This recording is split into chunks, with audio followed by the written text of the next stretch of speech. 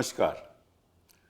इस दिल के एपिसोड में हम एक ऐसा मुद्दा जो मैं समझता हूँ कि एक नागरिक होते हुए मुझे परेशान कर रहा है कि किस तरह से समाज बदल रहा है, किस तरह से लोगों की सोच बदल रही है और किस तरह से सरकार जो भी आवाज़ उठाता है उसके खिलाफ कार्रवाई शुरू कर देती है, हर किस्म की कार्रवाई। अब सभी जानते हैं और ये तो एक इटर्नल ट्रूथ है कि इतिहास में अगर आप देखें तो कोई भी समाज हो वहाँ विरोध तो होगा, वो रुक नहीं सकता।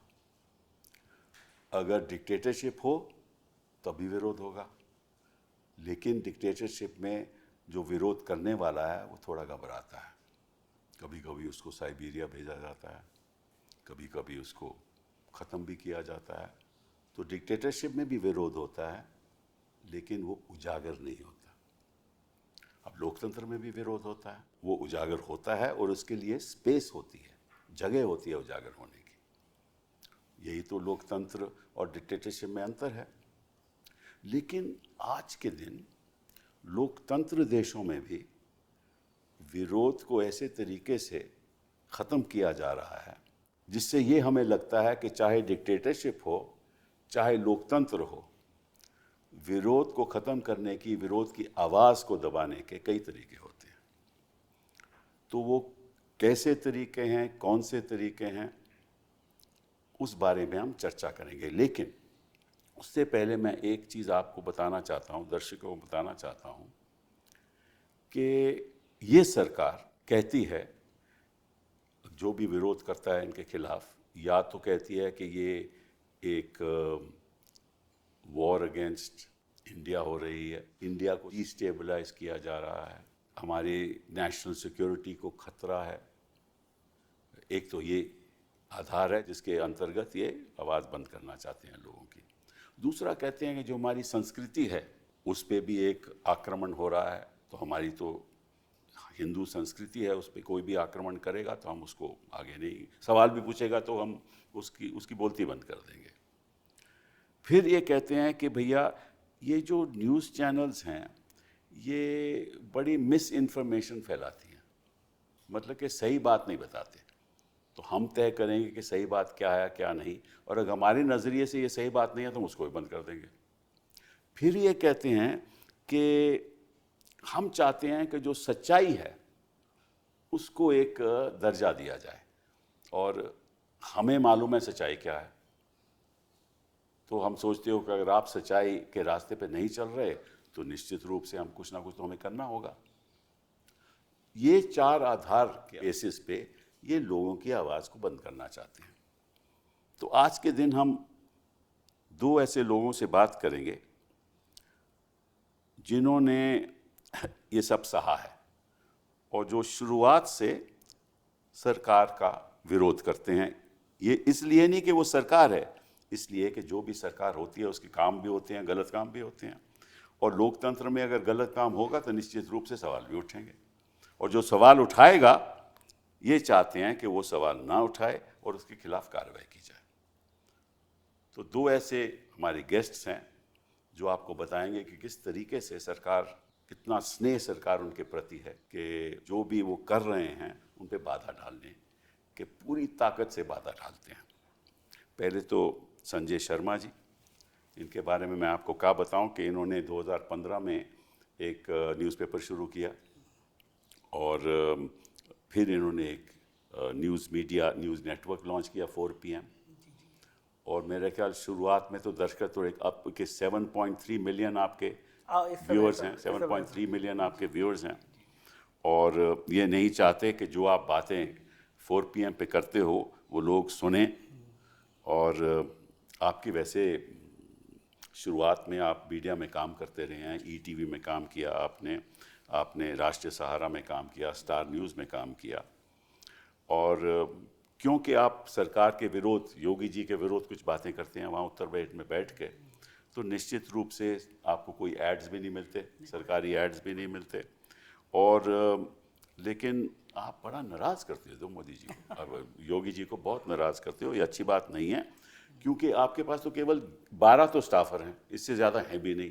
तो इनके साथ आप ऐसा माहौल पैदा कर देते हो उत्तर प्रदेश में कि जो वहाँ के जो सत्ता पक्ष में बैठे हुए हैं वो थोड़ा आपसे घबराते हैं। तो अभी हाल ही में 29 अप्रैल में आपकी ये जो 4 PM चैनल है उस पर रोक लगा दी, उसको बंद कर दिया।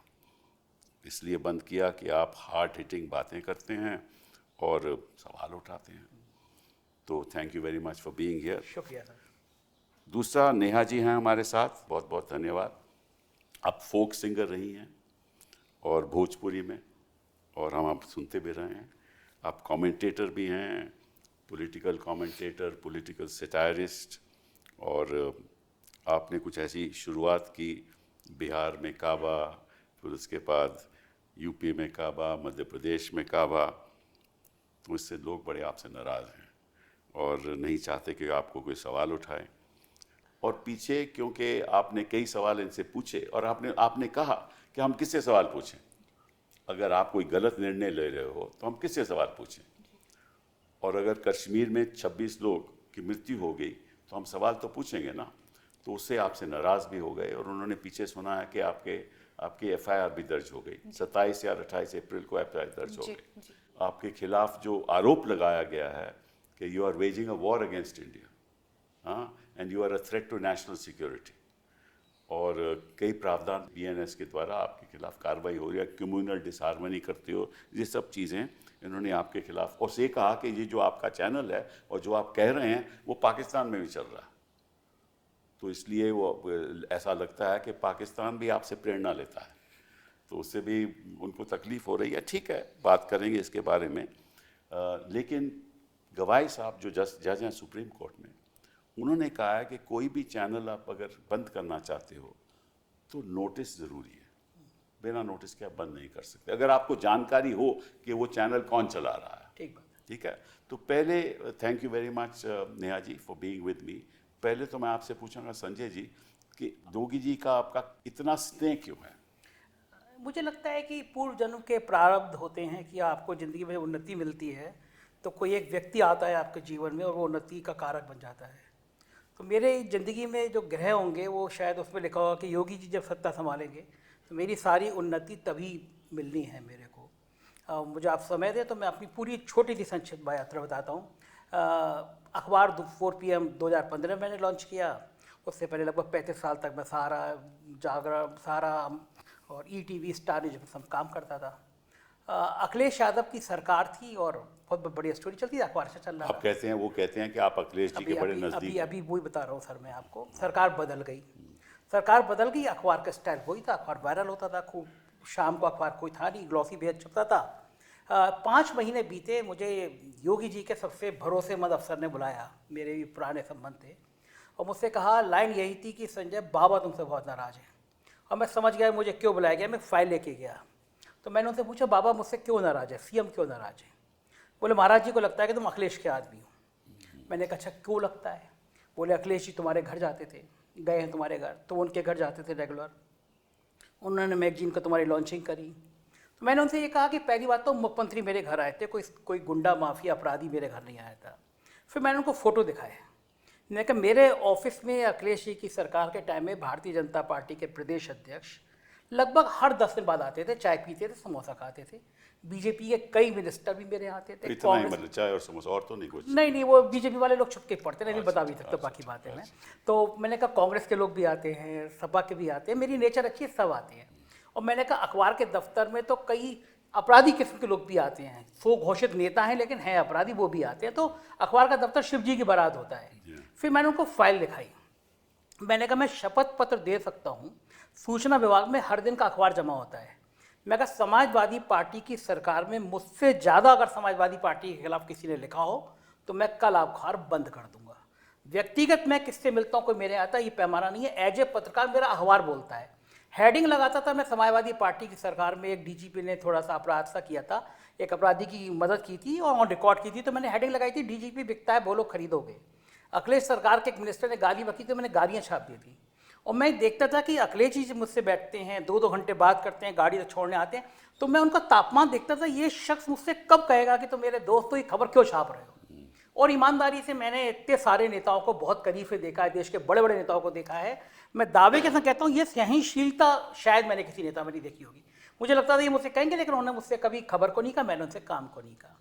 अगला ऑफर ये था कि संजय तुम्हारा अखबार चूंकि पहला पेज बड़ा क्रिस्पी टाइप का होता है, कभी प्रियंका जी ट्वीट कर दे रही हैं, कभी केजरीवाल कर दे रहे हैं, कभी अखिलेश कर दे रहे हैं, सरकार के खिलाफ माहौल बन रहा है, देखो कोई और अखबार छाप नहीं रहा है। तो मैंने कहा यही बात मैं आपको समझाना चाह रहा हूँ कि मेरे अखबार को 2.5 साल हुआ है। आप जिन बड़े अखबारों की बात कर रहे हैं वो 5वीं पीढ़ी है तब वो अखबार बन पाए हैं, इतना संघर्ष है। मेरा अखबार 2.5 साल में इतना बड़ा हो गया कि आपको तकलीफ होने लगी। तो मैंने कहा सारा खेल देश में ब्रांड का होता है। मैं 2.5 साल में इतना बड़ा ब्रांड खड़ा कर पाया, ये बहुत बड़ी बात होती है। तो इसीलिए मैं छापता हूँ, क्योंकि बाकी लोग नहीं छापते हो, बाकी लोगों के धंधे होते हैं, मुझे इस पर कुछ कहना नहीं है। अगली बात ये थी कि सरकार के पास बहुत बजट है सूचना में। हर साल हम तुम्हारे अखबार को 10 करोड़ का विज्ञापन देंगे, माहौल ख़राब है, मत छापो पहला पेज। तो मैंने कहा देखिए ये पैसे के चक्कर में अखबार जिसको बच्चे की तरह पाल रहा हूँ मैं, इसकी हत्या कर दूँ, संभव नहीं है। हम सरकार के खिलाफ नहीं छापते, सरकार जो नहीं कर रही है, जो करना चाहिए उसका वो छापते हैं। हमने उस सरकार में भी छापा, इस सरकार में भी छाप रहे हैं, हम किसी के खिलाफ आप अच्छी बातें नहीं सरकार के बारे में लिखते ना। मैं देखो प्रॉब्लम तो ये है। अच्छा काम करने के लिए तो सरकार आती है, और बाकी सब तो अच्छा ही छाप रहे हैं। अच्छा। सरकार जो अच्छा नहीं कर रही है वो भी छाप रहे हैं, कदम आगे बढ़ के छाप रहे हैं। मैं उनसे मना करके आया, अगले दिन एक दरोगा मेरे ऑफिस में आया एक चिट्ठी लेकर, और उसमें नाम और पता फर्जी था, मतलब लल्लू माल और पठान टोला, कोई भी नाम पता नहीं था। और मुझसे उसमें लिखा हुआ था कि मैंने बड़ी अकूत संपत्ति कमा ली है और इस नाते से मेरे खिलाफ आर्थिक अपराध अनुसंधान की जांच सेटअप कर दी गई। मैं चौंका, मैंने कहा ये पत्रकारों पे कब से होने लगा। मैंने कहा स्वागत है इसका भी, क्योंकि मैंने उसी समय उन अफसर को फ़ोन किया। मैं कहा जिन पे ऐसी संपत्तियाँ होती हैं वो सरकार से लड़ते नहीं हैं, सरकार से दोस्ती करते हैं। उसके सर कुछ दिनों बाद 2 गाड़ी में भर के लोग आए और मेरे ऑफिस पे हमला हो गया। Really? मैं ऑफिस में था नहीं, पूरा ऑफिस तोड़ दिया गया, मैंने FIR कराई। उसके तत्काल बाद मेरा अखबार मेरी पत्नी के नाम था। उत्तर प्रदेश के सबसे चर्चित अफसर हैं, STF के हेड हैं अमिताभ यश, कई सारे उनके ऊपर आरोप लगते रहते हैं एनकाउंटर वगैरह के। तो मेरे एक STF के खिलाफ खबर छपी और उन्होंने अपने नाम से क्रिमिनल डिफॉर्मेशन मुझ पर मेरी पत्नी पे कर दिया। तो मैं हंसा, मैंने कहा माफिया लोग भी लड़ते हैं तो परिवार की पत्नियों को बीच में नहीं लाते, लेकिन अच्छा है अगर आप लोगों का स्तर यही है, मैं वो स्वीकार है। उसके कुछ ही दिन बीते सर अगली कार्रवाई फिर हो गई। आम आदमी पार्टी के सांसद संजय सिंह मेरे ऑफिस में आए, मैंने उनको इंटरव्यू किया। इंटरव्यू करने के बाद जैसे ही वायरल हुआ, वहाँ पे पत्रकारों को सरकारी मकान मिलते हैं। अच्छा। 500-700 पत्रकारों को मिले होंगे। इंटरव्यू वायरल होने के 24 घंटे के अंदर 100 पुलिस वाले आए, मेरा सरकारी मकान मुझसे खाली करा लिया गया। जो राज्य स्तर के मानता आपको सरकारी मकान सारे पत्रकारों को मिलते हैं वहाँ पर। उत्तर प्रदेश में पत्रकारों को सरकारी मकान मिलते हैं। अभी भी 600-700 पत्रकार ऐसे हैं जिनको सरकारी मकान मिले हुए हैं, उत्तर प्रदेश में मिलते हैं। अच्छा। लेकिन खाली कराने के लिए मैं, चूंकि संजय सिंह का इंटरव्यू था, मेरा अगले दिन 24 घंटे में वो मकान खाली करा लिया गया। उनको जरूरत होगी ना। उनको जरूरत होगी, मेरे मकान की जरूरत होगी, मैं मान सकता हूँ, इसलिए मैंने कहा कुछ आपत्ति नहीं करी। उसके तत्काल बाद सर राज्य स्तर की मान्यता प्राप्त संवाददाता समिति होती है, मैं उसका वाइस प्रेसिडेंट था। मेरी मान्यता खत्म करी गई और आज सरकार को बने हुए 7 साल से ज़्यादा समय हो गया। मेरे पास सचिवालय पास भी नहीं है। अच्छा। वहाँ पे पान की दुकान चलाते हैं और ठेला लगाते हैं, वो भी पत्रकार बन गए हैं, उनकी सबकी मान्यता है, लेकिन मेरे पास सचिवालय। लेकिन मुझे फ़ायदा ये हुआ कि जो मेरे ऊपर ये कार्रवाई हो रही थी, मैंने 18 में बोलना शुरू किया। और जब मैंने बोला, जब ये हमले हो रहे थे, तो पूरी दुनिया का ध्यान गया कि एक उत्तर प्रदेश में एक जर्नलिस्ट ऐसा है जो मोर्चा संभाल रहा है, जो मोर्चा सेकुलरिज्म का संभाल रहा है। तो उसका नतीजा हुआ, जब मैंने यूट्यूब किया तो उसका विस्तार इतनी तेज़ी से हुआ कि मैंने सपने में भी नहीं सोचा था कि ये विस्तार इतनी तेज़ी के साथ हो सकता है। तो आपने जो सवाल पूछा, मैं उसमें शुक्रिया योगी जी कहूँगा। मेरे को एक दिन NDTV ने बुला के पूछा था कि आप लगातार 1 साल से यूट्यूब में नंबर 1 बने हुए पॉलिटिकल कमेंटेटर में, कारण क्या है। तो मैंने उसमें भी किया, thanks to Awasthi ji, thanks to Amitabh Yash, thanks to Yogi Adityanath. तो अगर ये नहीं होते तो मैं यहाँ तक नहीं आता। तो सबसे लेटेस्ट ताज़ा मामला ये हुआ सर, कुंभ के मेले में जिस दिन भगदड़ मची, मेरा रिपोर्टर वहाँ क्षितिज कांत, बड़ा अच्छा रिपोर्टर मौजूद था, उसने सुबह 9 बजे बताया भगदड़ मच गई, जो कि मैंने बड़े जीरो से शुरुआत करी है। मुझे पता है कि जब सिस्टम, जिले का सिस्टम, उससे ऊपर का सिस्टम काम करता है, ब्यूरोक्रेट तो कैसे करते हैं। मैंने उससे कहा तुम तत्काल पोस्टमार्टम हाउस से पहुँच के मुझे बता क्या है। तब तक किसी के दिमाग में आया नहीं, बाकी चैनल सब दिखा रहे थे कि अफवाह है, कुंभ में कुछ नहीं हुआ। वो वहाँ पहुँचा, उसका फ़ोन आया कि सर यहाँ तो 6-7 लाशें आ चुकी हैं। मैं लाइव 10 बजे बैठा, जिस समय योगी जी कह रहे थे वहाँ कुछ नहीं हुआ है, शांत है। मैंने उस समय 3 घंटे के अंदर 30 लाशें दिखा दी कि 1, 2, 3 30 लाशें आई हैं। 24 घंटे बाद क्षितिज ने फिर स्टिंग मेरे कहने पे किया और 67 लाशें हमने दिखा दी। उससे हड़कंप मचना था। सीएम ने ट्वीट नहीं किया, प्राइम तो मिनिस्टर ने आपको ट्वीट कर दिया। जब ये तो सब बात तो ऑब्वियसली है कि आपको जब इन्होंने बंद किया 4 PM कोई नोटिस वोटिस नहीं दिया? कुछ नोटिस नहीं दिया। और सर वो उसमें लास्ट लाइन की जब कुंभ वाली रिपोर्टिंग कराई, उसके बाद से मुझे पता चला पिछले 3 महीनों में ईडी को 3 चिट्ठी आ चुकी है मेरे खिलाफ कार्रवाई करने के लिए। और लेटेस्ट 29 तारीख को सुबह एक यूट्यूब से एक लेटर मेल आता है कि भारत सरकार ने कहा है कि नेशनल सिक्योरिटी के लिए खतरा है, इसलिए आपका चैनल ब्लॉक किया जाए। आपका चैनल बंद ब्लॉक किया जाता है। मुझे सबसे अफसोस ये कि नेशनल सिक्योरिटी के नाम पे नहीं करना चाहिए। देश, मैं कहीं इस देश को मोदी जी और शाह साहब से ज़्यादा प्यार करता हूँ, तो इस नाम पे बंद नहीं करना चाहिए था। आप कहते थे कि मोदी जी को पसंद नहीं है, शाह जी को पसंद नहीं है, आपको बंद कर दिया, तो मुझे अच्छा लगता है कि नेशनल सिक्योरिटी के नाम पे बंद नहीं करना चाहिए था। ये मुझे दुख है। नेहा जी, इन्होंने नेशनल सिक्योरिटी की बात की। एक तो देश होता है और एक सरकार होती है, और देश और सरकार में अंतर तो होता है ना। सरकार तो देश नहीं है और देश सरकार भी नहीं है। सरकार तो एक राजनीतिक पार्टी की होती है। तो आपने तो आज तक, मैं आपसे पूछना चाहता हूँ, कोई ऐसी बात कही हो जो ऐसे लगा हो that you are waging a war against India, के सरकार के, आई मीन देश के खिलाफ आप तोड़वाने की लड़ाई कर रहे हैं? ऐसा तो कभी हुआ नहीं। तो आपके खिलाफ ये नेशनल सिक्योरिटी और ये waging a war against India, ये जो प्रावधान BNS में है, ये क्यों किया गया आपके हिसाब से? सर यही तो मेरा भी सवाल है। लगातार मैं सवाल कर भी रही हूँ कि भाई मेरे ऊपर देशद्रोह आए दिन जिसका मन कर रहा है। कोई भी, अभी हजरतगंज में हुआ था कि ये देशद्रोही है, अभी जो है अयोध्या में भी लोग ले करके चले गए कि इसको जो है ये देशद्रोही है। पता नहीं सर, मैं तो खुद ही बहुत परेशान हो गई हूँ कि ऐसा मैंने कर क्या दिया है। 27 लोग मारे जाते हैं और अचानक से सोशल मीडिया पे एक चीज़ जुड़ जाता है कि चुप रहना है, चुप रहना है, चुप रहना है, बोलना नहीं है, बोलना नहीं है। हमको भी लगता है अच्छा ठीक है, 5-10 मिनट चुप हो जाते हैं, लेकिन होता क्या है, 3-4 दिन बाद मुद्दा भूल जाते हैं लोग। जैसे बालासोर में रेल दुर्घटना हुआ, वहाँ पे हमने देखा कि रेल मंत्री जी इतनी सारी लाशें ऐसे बिखरी हुई हैं और वंदे मातरम का नारा लगा रहे हैं। आप बोलिए ना, राम नाम सत्य है, इतने सारे लोग मारे गए हैं। वहाँ पर भी इतनी बड़ी घटना, कुंभ में दुर्घटना हो गई, चुप रहो चुप रहो चुप रहो, लोग मरे हैं, हिंदू मरे हैं। बोलना कब है? कब आएगा वो उचित समय जब सवाल पूछना है सरकार से? और दूसरी चीज सर, इतनी बड़ी बड़ी दुर्घटनाएं हो जाती हैं देश में, एक आदमी जिम्मेदारी लेने को तैयार नहीं है। प्रधानमंत्री, गृह मंत्री, रक्षा, कोई भी। तो मेरा सवाल ये है कि भैया आप जिम्मेदारी कब लेंगे? आप इस्तीफा कब देंगे? और आप जो कहते हैं कि हिंदू खतरे में है, हिंदू खतरे में है, तो चाहे वो पश्चिम बंगाल का मुर्शिदाबाद हो, वहाँ हिंदू मारा जा रहा है, मणिपुर में हिंदू मारा जा रहा है, कश्मीर में हिंदू मारा जा रहा है। 10 साल से आप हिंदू बचाने आए हैं और फिर भी हिंदू खतरे में ही है, तो सवाल तो आपसे होगा ना। शिक्षा के नाम पे आपको तो कोई वोट दे भी नहीं रहा है, रोजगार के नाम पे नहीं दे रहा है, गरीबी कोई बात ही नहीं करता, बात ही नहीं कर रहा है। ये सब आउट ऑफ फैशन हो गया कि नहीं नहीं नहीं, अभी हिंदू खतरे में है तो अभी चुप रहना है, नून रोटी खाना है, हिंदू को बचाना है। इसी नाम पे ना हम लोग आपको वोट दे रहे हैं, अब फिर भी हिंदू खतरे में है। तो सवाल तो सर आपसे होगा। यही सवाल मैंने पूछा तो मुझे बोला कि मैं देशद्रोही हूँ। और एक कोई पाकिस्तानी ट्विटर हैंडल है, उसने मेरा वीडियो शेयर कर दिया।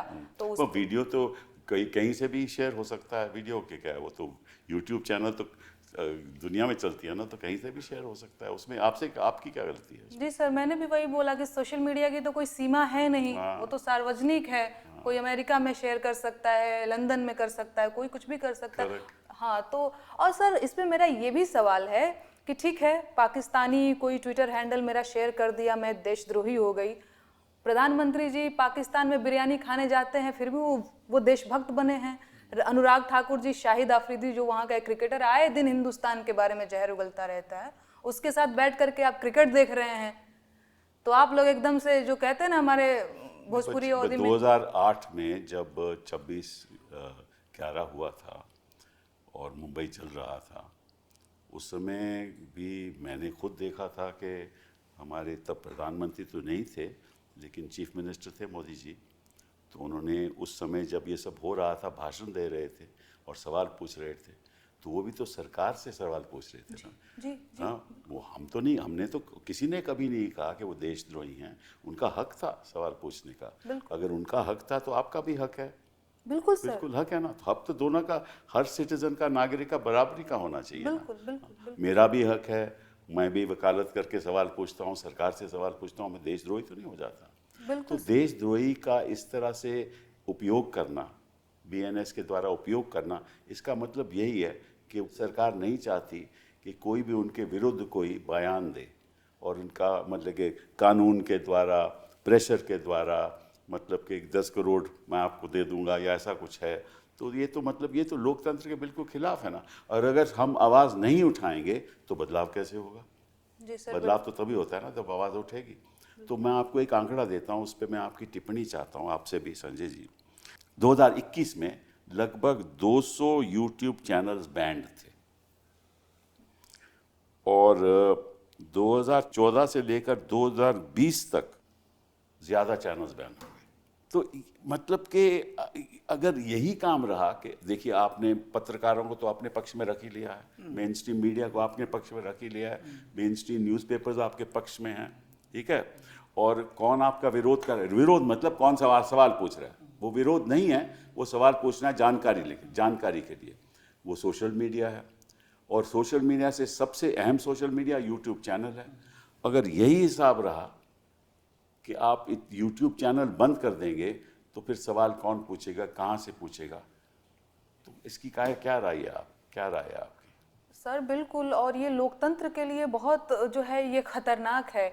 और मैंने तो देखा है, प्रधानमंत्री जी अक्सर बोलते भी रहते हैं कि लोकतंत्र में आलोचना होनी चाहिए। आजकल लोग आलोचना ही नहीं कर रहे हैं। हाँ, तो मैंने भी सुना है। नहीं तो लोकतंत्र बर्बाद हो जाएगा। और जब मैं आलोचना कर रही हूँ तो मेरे ऊपर देशद्रोह का मुकदमा ये लोग कर ये रहे हैं। आलोचना नहीं है, वो कहते हैं कि आप सरकार को मतलब कि डायरेक्टली लोगों को अटैक कर रहे हैं, ये गलत बात है। This is what they are feeling. नहीं सर, बिल्कुल ये आलोचना है। और आपने किसी व्यक्ति को आज तक अटैक किया? व्यक्ति को? हाँ। नहीं सर, कभी नहीं? नहीं, कभी नहीं। हमेशा मैंने सवाल किस किस्म का अटैक रहा आपका? सवाल रहा है, जैसे अभी ये मतलब आप कहते हैं कि यूपी में काबा जी, तो क्या मतलब, इसका मतलब क्या है? बिल्कुल। मैं सर आपको 2 लाइन गुनगुना करके भी बताना सुना, चाहूंगी हाँ। कि खत्म रोजगार बा, बाबा के सरकार बा, हाथ रस के निर्णय जो हत लड़की के परिवार बा। का बा? अरे मंत्री के बेटवा बड़ी रंगदार बा, किसानन के छाती पे रौंदत मोटर कार बा, ए चौकीदार बोला के जिम्मेदार बा। का बा? कोरोना से लाखन मर गईले, लाशन से गंगा भर गईले, टिकठी या कफन नोचत कुकुर बिलार बा। ए बाबा का बा? अरे राम राज के झांकी बा, काशी मथुरा बाकी बा, गोरखपुर में खून से रंगल गोतल पूरा खाकी बा। अरे का बा? जिंदगी झंड बा, फिर भी घमंड बा। तो ये सवाल है सर। बिल्कुल, और इसमें कई सवाल जुड़े इसमें हुए कई सारे सवाल हैं, चाहे वो हाथरस वाली बात हो गई, चाहे कोरोना में इतने सारे लोग मर गए ऑक्सीजन के अभाव में। मेरी अपनी सास, रेमडेसिविर उनको नहीं मिला, वो मर गई। और सच में गंगा के किनारे लाशें ऐसे ही बिखरी पड़ी थी, और कफन सर आप समझते होंगे जो उड़ाया जी, हाँ, जाए, बिल्कुल। तो उसको कुत्ते बिल्ली नोच करके खा रहे थे। हाँ, ये दृश्य हमने देखा कोरोना में। तो जब मैं सवाल करती हूँ, चाहे वो मंत्री जी के बेटे जो थे वो किसानों के ऊपर थार से रौंद दिए थे, चाहे वो वाली घटना हो, तो मैंने, क्योंकि मैं लोकगीत लिखती हूँ, गाती हूँ, तो अपने गीतों के माध्यम से इन सारे मुद्दों को उजागर करने की कोशिश करती हूँ। तो जब ऐसा मैंने किया तो मेरे ऊपर FIR किया। अच्छा, वो फर्जी था। अच्छा, हाँ, वो फर्जी था। बाद में मैंने MP में काबा कमिंग सून करके, एक आपने शायद देखा होगा कि एक BJP का नेता था, वो आदिवासी के ऊपर पेशाब कर रहा था, सीधी वाला जो पेशाब का। करेक्ट, वो बात आपने रखी थी सब। जी हाँ, जी हाँ, जी। बिल्कुल। तो एक कार्टून शेयर किया था, उस पे भी FIR कर दिया। अभी वो सुप्रीम कोर्ट में चल रहा है मामला। अच्छा, तो मुझे तो आप तो विधि विशेषज्ञ हैं और आप ज्यादा जानकार हैं, तो मुझे आपसे भी जानना है कि इस तरीके से तो मैं बहुत परेशान हो जाऊंगी, मैं अपना काम कब करूंगी यहाँ। इसीलिए तो हमने आपको इस प्रोग्राम में बिठाया है। इसीलिए तो बिठाया कि आप दर्शकों को बताओ कि इसमें गलत क्या है। जी सर, जी ठीक है ना। हम भी तो देखिए, हम रोज लड़ाई लड़ते हैं। किससे लड़ते हैं? सरकार से। जी जी जी। अक्सर हमारे मुकदमे जो होते हैं सरकार के खिलाफ होते हैं। ये तो मतलब जब तक सरकार के खिलाफ नहीं करोगे तो उस शख्स को न्याय कैसे मिलेगा? हम तो न्याय के लिए लड़ रहे हो, तो आप भी न्याय के लिए लड़ रही हैं। एक तरीके से आप भी, आपका जो संघर्ष है वो केवल ये जानने के लिए कि ऐसा क्यों हुआ और इसकी जवाबदेही कौन देगा, और ये निर्णय किसने लिया, और ये गलत था आपके हिसाब से। तो कोई वहाँ ये तो यही चाहते हैं ना कि आप सवाल नहीं पूछो। तो आप बताइए संजय जी, आपकी क्या प्रतिक्रिया है इसमें? नहीं, बिल्कुल ये चाहते हैं, और लेकिन मैं कह रहा हूँ ये जो करना चाहते हैं कभी कभी पलट के अच्छा हो जाता है। अगर मोदी जी चैनल नहीं मेरा बंद कराते तो मेरा सौभाग्य नहीं होता कि आज मैं आपके सामने बैठा ये हूँ। वो तो आपने आपके सामने बैठना मेरे लिए सपने जैसा था कि आप आए। और दूसरा, अब सबको ये पता चल गया कि जब FIR करोगे नेहा पे और संजय शर्मा पे तो पीछे एक नाम है कपिल सिब्बल का। तो अब तुम हमें डरने की हमें नेहा की जरूरत नहीं है। अगर आप हमारे साथ बैठे हैं तो ये ऐसी 10 FIR कर दे, हमें कोई चिंता की बात नहीं। ये कॉन्फिडेंस आज और आ गया।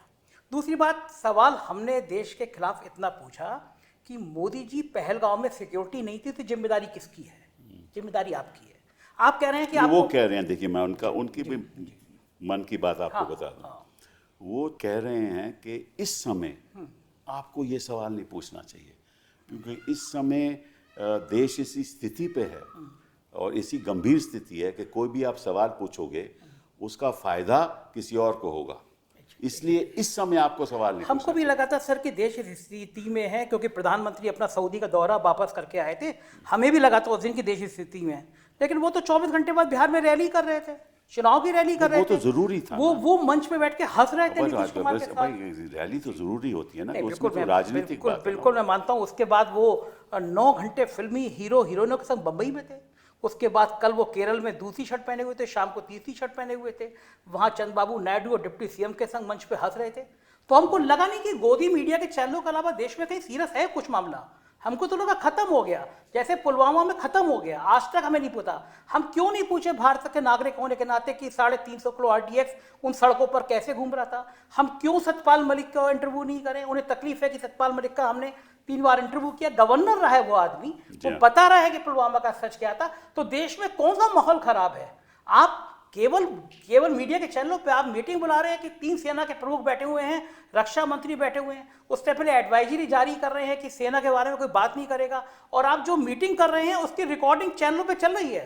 ये कौन सी मीटिंग होती है प्राइम मिनिस्टर की? TV चैनलों पे कॉन्फिडेंशियल मीटिंग चल रही है, फिर TV चैनलों बयान दिए कि हमने सेना से कह दिया कि आपके हाथ खुले हैं, टाइम फाइनल कर लीजिए। हम क्या दुश्मन को बताते हैं कि हमने सेना को ये कह दिया? ये कौन सा हो रहा है?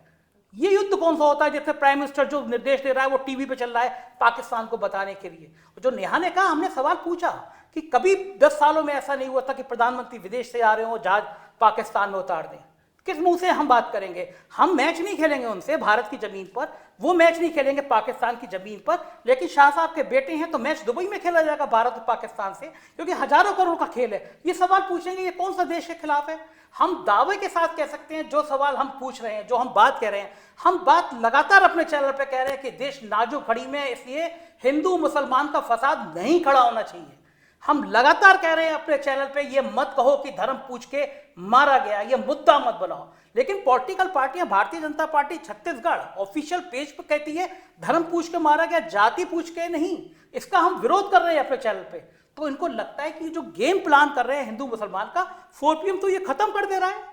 तो ये अगर आप मुझे बता दीजिए सर, ये देशभक्ति हम कर रहे हैं या देशभक्ति वो कर रहे हैं? जो नेवल ऑफिसर की भाई गालियां दी जा बात रही हैं, दी, क्या शर्मनाक उन्होंने देखो क्या बढ़िया बयान दिया। क्या क्या जिसका पति मरा वो कह रही है, उसको आप गाली दे रहे हैं। ये देश इतना गिर जाएगा, ये देश इस स्तर तक पहुंचा देंगे आप? एक शहीद की पत्नी के लिए आपको, उनको प्राइम मिनिस्टर का, कई लोगों को प्राइम मिनिस्टर को फॉलो करते हैं जो लोग गाली दे रहे हैं। ये देश इस मूल पे आ जाएगा, पूरी दुनिया में आ जाएगा, कभी कल्पना नहीं की जा सकती थी। ये देश इतने जज्बातों वाला देश था, हमारी शान थी, हमारी आन थी, यहाँ तक आ गया कि जिसका पति मरा है उसको आप 8 दिन बाद गाली देंगे।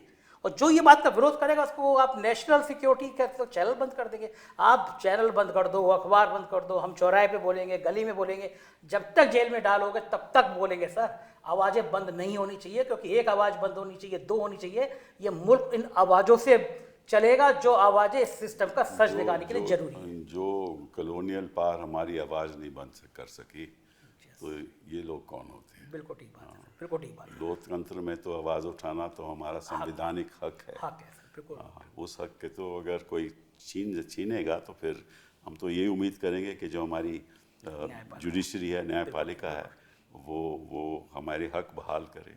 सर उसी पे उम्मीदें बची हैं। अगर हम जैसे लोग बोल पा रहे हैं तो ये बोल पा रहे हैं कि आप बैठे हैं, न्यायपालिका है जिस पे हमें हक मिलेगा, आज़ादी से बात करने का हक मिलेगा, क्योंकि देश की सारी उम्मीदें वही बची हैं। क्योंकि आप एक एक करके जिस तरह से संवैधानिक संस्थाओं को ख़त्म कर रहे हैं तो अब तो उम्मीद वही बची है, इसके अलावा तो कहीं कोई उम्मीद दिखती नहीं है। आप देश को जिस तरह धर्म के नाम पर, जाति के नाम पर, आप देश नाजुक दौर में है, तो देश अगर नाजुक दौर में है सर तो इस समय सुरक्षा की बात करनी चाहिए। इस समय जाति जनगणना की बात कहाँ से आ गई? ये वो तो एक अलग सोच है ना। इसका तो मतलब ही है ना कि आप मुद्दे को डाइवर्ट करना चाहते हैं। देखो ऐसा है कि जरूरी है कि बिहार में जीत होनी चाहिए, बस असली जरूरी है ये बहुत जरूरी है ना। असली जरूरी, असली बात बिहार यही है। बिहार में काबा, हाँ, बिहार से हाथी भी है। ये भी आपने कहा जी जी जी जी, मैंने कहा था। जो हमें सवाल पूछेगा सबको बैन किया जाए, जो फिल्म हम दिखाना चाहते हैं वो दिखाएंगे, जो ये फिल्म बना रहे हैं जो हमारे पक्ष में नहीं है उसको भी बैन करो, जो एक्टर होंगे अगर किसी कम्युनिटी के होंगे वहाँ जाकर प्रदर्शन करो। मतलब ये किस किस्म का माहौल हिंदुस्तान का बन रहा है, और इसमें नेहा जी क्या होगा आगे? सर पता नहीं, मुझे भी बहुत डर लगता है। अब मुझे लगता है अरे आप लोग डरने लगे तो फिर हम कैसे लड़ेंगे? आप तो युवा लोग हो। बिल्कुल बिल्कुल सर, आप है ना, तो फिर डरने की क्या बात है। लेकिन हाँ, कई बार ऐसा होता है सर, मैं लड़की हूँ और जब अचानक से ट्विटर पे 2 लाख लोग आपको गालियां दे रहे हों और देशद्रोही का नंबर 1 ट्रेंड चला रहे हों, तो हम कितने भी कॉन्फिडेंट हो, हम कितने भी अपने जो है मौलिक अधिकारों में विश्वास करने वाले हों, एक बार को तो लग ही जाता है कि लगता है हम कुछ गलत कर रहे हैं। फिर 5 बार हम जाते हैं पूछे हम कुछ गलत तो नहीं कर रहे हैं, कुछ गलत तो नहीं कर रहे हैं। तो सर ये माहौल तो बन ही जाता है। लेकिन एकदम सही बात है, अगर हम अपनी मेडूसा जी ने देखो कह दिया ना कि वापस ले लिया, जी क्योंकि अल्टीमेटली एक रोजगार की भी तो बात है ना। जी जी बिल्कुल बिल्कुल बिल्कुल। हर तरह से परेशान करती है सर। मुझे एक वो लाइनें है ना कि ऐसा लगता है हर इंसान के लिए ज़िंदगी को मेरा पता याद है। मेरे ट्विटर को 1 साल से शेडो बैन कर रखा है। मुझे लगता था ट्विटर बड़ी इंडिपेंडेंट बात है। मेरे वकील हैं ये मोहम्मद हैदर जी, उन्होंने नोटिस दिया ट्विटर को, मुकदमा करने जा रहे हैं कि आप हमें 1 साल से शेडो बैन कर रखे। आपने सारी संस्थाएं कर ली, फेसबुक पे आप प्रेशर आपको दिखने लगा, ट्विटर जैसी जो एक्स हो गया उसकी संस्था पे आपका प्रेशर दिखने लगा, शेडो बैन कर रहे हैं, मतलब आवाज़ों को बंद करना है। लेकिन मुझे अच्छा ये लग रहा है सर कि ये आवाज़ें अब और तेज हो रही हैं, बंद करने से रुक नहीं रही हैं। अगर ये तेज नहीं होती तो पार्लियामेंट के चुनाव में देश में सबसे ज़्यादा देखे जाने वाला यूट्यूब चैनल मेरा था। इसका मतलब कि उन गोदी मीडिया की भीड़ 10,000 नहीं व्यू आ रही, हम लोगों को लाखों लाखों आ रहे हैं। रवीश को लाखों करोड़ों देख रहे हैं, ध्रुव राठी को करोड़ों देख रहे हैं। इसका मतलब कि बड़ा समूह बोल नहीं पा रहा है डर के मारे। हम आपके घर से पहले, थोड़ी देर पहले चाय के ठेले पर रुक गए, ऐसी मजा आता है बात करने, उस तबके के पास 2 लोग आ गए, चाय वाला जो बनाता था वो देखता था चैनल। ये इस लेवल तक जब चले गए ना, मास तक चले गए ना, तो इनको डर लगता है कि ये गरीब तबका जिसको ये 2 वक्त का राशन दे के फुसला रहे थे, अब उसको समझ में आ गया ये राशन रिश्वत है, ये तो हक है उसका। आप उसकी तनख्वाह पे, उसकी चीज़ों पे आप 2 वक्त की रोटी दे रहे हैं, उसको समझ में आ रहा है। तो उनको लग रहा है जो समझा रहे हैं इसका मतलब उनको ये मत भी करो। है कि आप देश में सुधार नहीं ले पाए कि आपको राशन देना पड़ रहा है। देना पड़ रहा है। बिल्कुल बिल्कुल। ये भी तो बात सही है ना। आपकी ये भावना उजागर कहाँ से हुई जो इन चीज़ों को अपनाने के लिए, बताइए। इसलिए सर ऐसे हुई क्योंकि मैंने देखा कि बीते दिनों में या बीते सालों में मीडिया का जो स्तर है वो दिन पर दिन गिरता ही जा। ये कब सोचा ये आपने? ये मैंने कब सोचा, 2020-22 की बात है सर। मैंने ग्रेजुएशन कंप्लीट करने के बाद से इसकी शुरुआत भी करी, बेरोजगारी महंगाई के गीत लिखना भोजपुरी में शुरू किया। तो तब से ही मुझे ये बात समझ में आ रहा था कि बेरोजगारी का मुद्दा कोई उठाने वाला नहीं है, महंगाई का मुद्दा कोई उठाने वाला नहीं है। अच्छा, भोजपुरी इसलिए मैंने शुरू किया क्योंकि भोजपुरी में शायद आपने सुना होगा बहुत अश्लील ये सब गीत वीत गाते हैं, तो मैंने सोचा कि भोजपुरी में बेरोजगारी का भी गीत बनना चाहिए, महंगाई का भी गीत बनना चाहिए।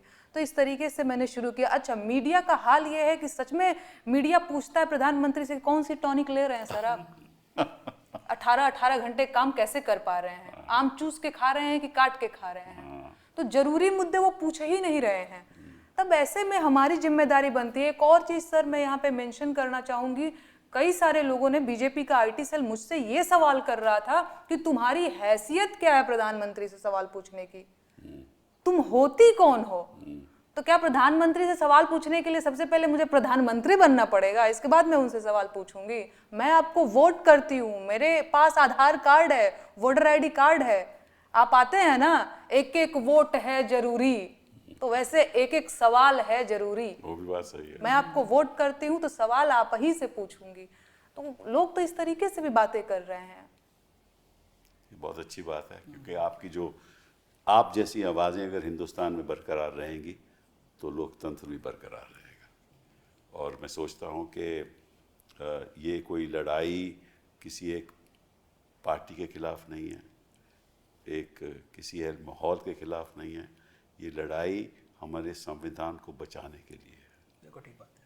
ठीक है ना। और उसमें सब हमें इकट्ठा होकर जहाँ जहाँ भी गलत काम हो रहा हो आवाज़ उठानी होगी बिल्कुल सही बात है। और सवाल पूछना होगा। सर, बिल्कुल। बिना सवाल पूछे जवाब भी नहीं आएगा। बिल्कुल है। राइट। और जब तक जवाब नहीं आएगा सवाल पूछते रहेंगे। बिल्कुल। इन्हीं सर सब- एक चीज़ और बताइए, देखिए हम लखनऊ से आते हैं, अटल बिहारी वाजपेयी सांसद रहे हैं, प्राइम मिनिस्टर थे, एक कार्टूनिस्ट थे। उन्होंने जब कारगिल युद्ध का दौर था, उन्होंने प्रधानमंत्री के सिर की जगह गधे का फोटो लगा दिया, कार्टून छपा, और प्रधानमंत्री ने उनको फ़ोन किया कि क्या कल सुबह आप एक गधे के संग चाय पीना पसंद करेंगे। क्या बात। ये डेमोक्रेसी है।